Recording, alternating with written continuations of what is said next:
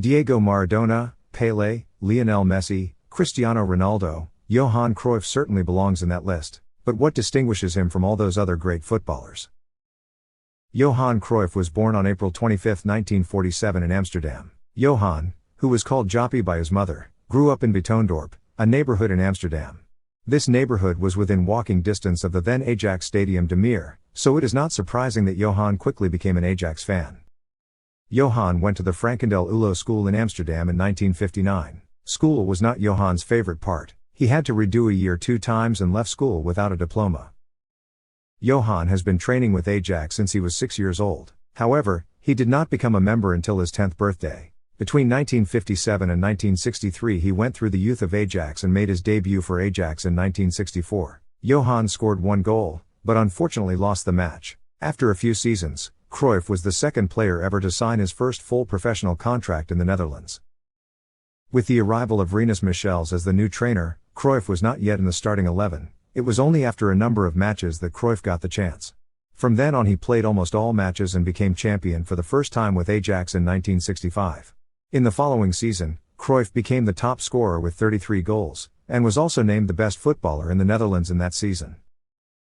In 1968 Ajax became champion for the 3rd time in a row.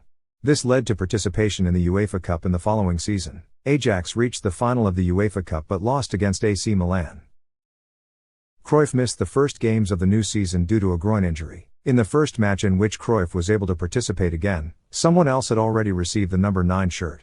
Johan therefore took the spare shirt with number 14. From then on, Cruijff almost always wore number 14.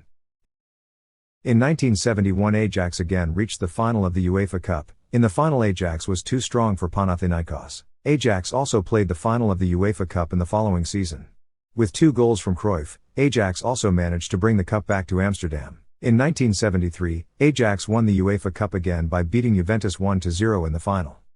In that season Cruijff became captain of Ajax. Many players just lost faith in him. A vote was taken to determine whether Cruijff should remain captain. But this was not in favor of Cruijff. He immediately called his agent to tell him that he wanted to leave Ajax. Cruijff left for FC Barcelona. Cruyff's transfer was very difficult to complete. In the first weeks he was in Barcelona he was only allowed to play practice matches. It was not until October 28, 1973 that Cruijff made his official debut for FC Barcelona. Since Cruyff's debut, Barcelona have been unbeaten for 25 consecutive games, leading to their first championship in 14 years. With 16 goals, Cruijff was very important for FC Barcelona in that season.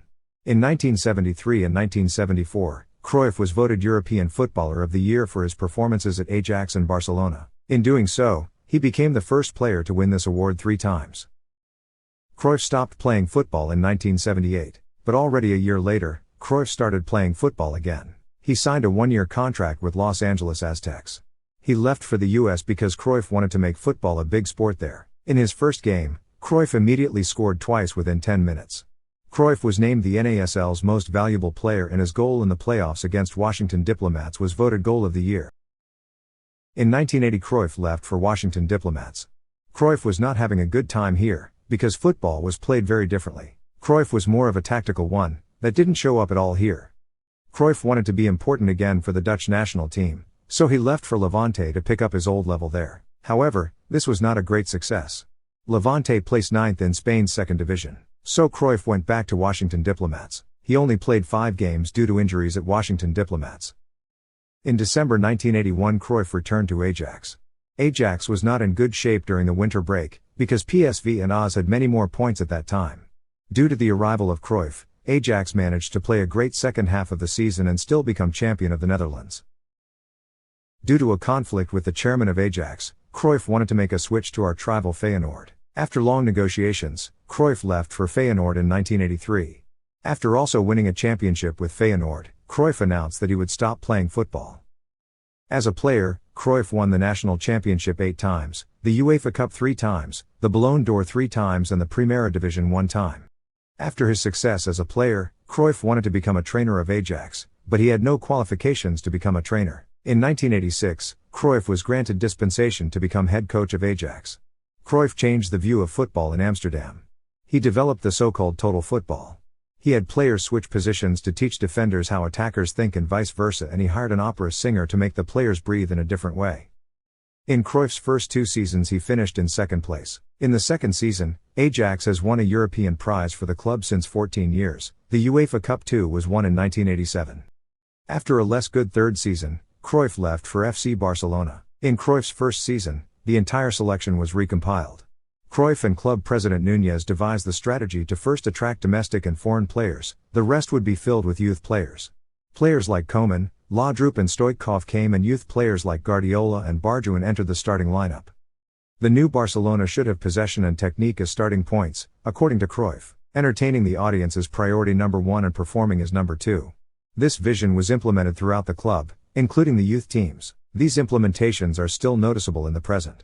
Barcelona are still playing with the same priorities and La Masia are still producing world-class talents. Barcelona won 4 consecutive league titles and managed to win the UEFA Cup 1 and 2. Winning 11 trophies, Cruyff became FC Barcelona's most successful coach ever. This record has now been broken by his pupil Pep Guardiola. Cruyff lived in Barcelona and, like many other Catalans, he was against Spain. In 2009 Cruyff received an offer to become national coach of Catalonia. He accepted this, but Catalonia could not join FIFA or UEFA. Because of this, he only coached 4 games for Catalonia. Cruyff was done with his career and could look back on a fantastic career. Cruyff passed away on March 24, 2016. His body may be gone, but his deeds for football are still there.